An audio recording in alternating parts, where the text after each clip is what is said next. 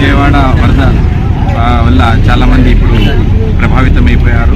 ఆర్ఆర్పేట కానీ, సింగనగర్ కానీ, కించిపేట ఇలాంటి ప్రాంతాలన్నింటిలో కూడా ప్రభుత్వం చేసేటటువంటి సేవా కార్యక్రమాలు అయితే తన వంతు చేస్తుంది.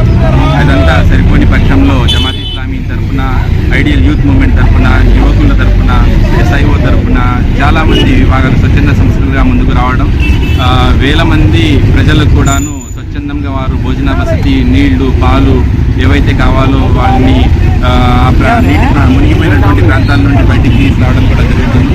ఈ సందర్భంగా చేసేటటువంటి కృషిలో ప్రజానీకం కూడాను భాగస్వాములు అవ్వాలి, తన వంతు సహాయం అందించాలని భావిస్తున్నాము.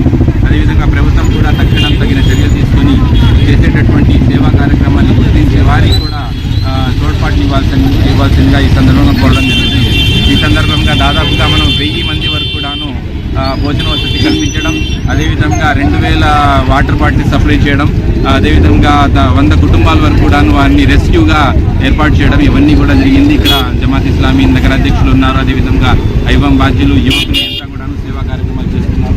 ఈ సందర్భంగా ప్రజలందరికీ ఏంటంటే సేఫ్ సైడ్లో ఉండాలి, ఇతరుని కూడాను సహాయ దృక్పథంతో తోడ్పాటు అందించవలసిందిగా మనం కోరుతున్నాము.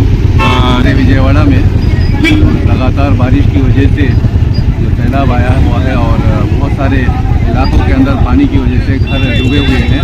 खासकर श्रीनगर का इलाका, अजीत नगर का इलाका, कलकत्ता का इलाका, राजेश्वरी पेटे का इलाका और साथ ही साथ कृष्णा लंका से लगे हुए वहाँ के इलाके और बॉम्बे कॉलोनी, इस तरीके से विजयनगर गोलम्मा और पंजाब सेंटर से उमटूम के इलाके में, तो हर इलाके में भी जमात इस्लामी हिंद और उसकी ज़ेली तंजीमें SIO और IVM ये तमाम के तमाम मैदान में उतर कर काम कर रहे हैं।